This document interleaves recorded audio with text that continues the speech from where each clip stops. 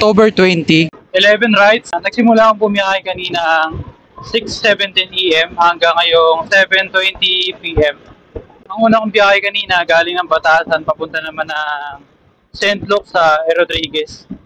168 ang pamasahe ni ma'am, binayaran naman ako ng 170. Ang kasunod na booking ko siguro umabot ng mga 20 minutes bago ako ulit nakakuha ng booking. Nakuha ko lang yung booking sa request.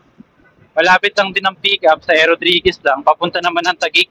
327 naman ang pamasahe ni sir. Ang kasunod naman na booking ko, mga 15 minutes bago ako pinasukan ulit ng booking. Galing sa Taguig, papunta naman ng Taytay Rizal.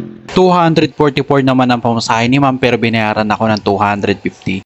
Pagdating ko sa Taytay Rizal, umabot siguro ng mga 20 minutes ulit. 15 to 20 minutes ako sa Taytay Rizal bago ako nakakuha ulit ng booking. Galing ng Taytay Rizal, papunta naman ng Project 8. 315 ng pamasahe ni sir, binayaran naman ako ng 350. Pagdating ko ng Project 8, pinasukan naman ako papunta ng Navotas. 152 ang pamasahe ni sir, binayaran naman ako ng 160. Pagdating ko ng Navotas, nag-check ako sa request, may nakuha naman ako galing Navotas, papunta naman ng Terminal 1. 314 ang pamasahe ni sir, binayaran naman ako ng 400. Pagdating ko sa Terminal 1, kinausap ako ni sir kung pwedeng ako na lang yung maghatid sa kanya, pabalik ng Navotas. Sabi ko, sige po sir, scan na lang po natin. Ayun, pagbaba ulit ni sir, siguro mga 10 minutes lang, bumalik ulit si sir sa akin para ihatid ko na siya sa Navotas ulit. 314 ang pamasahe ni sir. Binayaran naman ako ng 350. Pagdating ko ng Navotas, umabot ng mga 25 minutes sa Navotas. Pinasukan naman ako ng booking galing ng Navotas. Papunta naman na Green Hills, San Juan. 268 ang pamasahe ni sir. Binayaran naman ako ng 300. Pagdating ko ng San Juan, pinasukan naman ako ng booking galing San Juan. Papunta naman ng Market sa Taguig. Delivery, keyboard ng laptop yung pinadala, 142 naman ang pamasahe ni sir.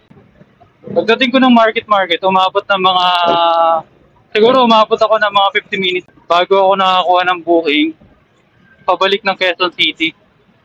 Galing BGC, papunta naman ng Project 4 sa Quezon City. 150 naman ang pamasahe ni sir. Pagdating ko ng Project 4, nagpahinga muna ako, tapos naghintay ako ng booking pabalik. May nakuha naman ako sa Cubao, papunta naman ng Diliman. 98 naman ang pamasahe ni ma'am. Binayaran naman ako ng 200. Naka 11 biyahe ako. Simula 6:17 hanggang 7:22 PM. Dapat kanina pa sana ako uuwi, pero wala akong makuha ang booking noong pagdating ko sa BGC. Kaya naghintay muna ako ng booking pa uwi. Kaya ginabi na masyado. Hindi naman tuloy-tuloy yung biyahe ko, may pahinga naman. Ngayon, pauwi na ako. Ang nagastos kong gasolina ngayon, 242 lang maghapon. So, 1 bar na lang kanina.